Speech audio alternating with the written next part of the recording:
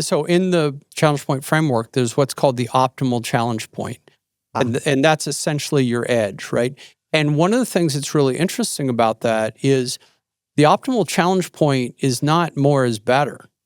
It's the optimal is optimal, right? And so what you find is that when you are pushing yourself to a certain level, and to give some, concrete ideas with this, roughly if you've got about a 35 or 40% failure rate, depending on what you can tolerate, that's going to be the optimal level. And this isn't theoretical, by the way. Again, there are many, many studies that have looked at this.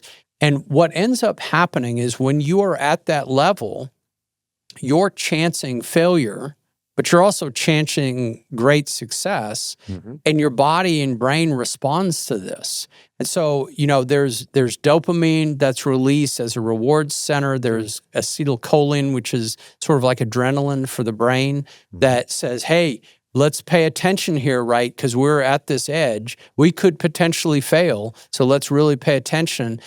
A whole host of things. Your anterior cingulate cortex lights up because it's looking for potential errors or potential successes. Your brain lights up about this stuff, right? It feels different to be working at your edge. And again, the easy way to say this is if you're pushing it hard enough, so your success rate is like maybe 65, max 70%, then you're probably there.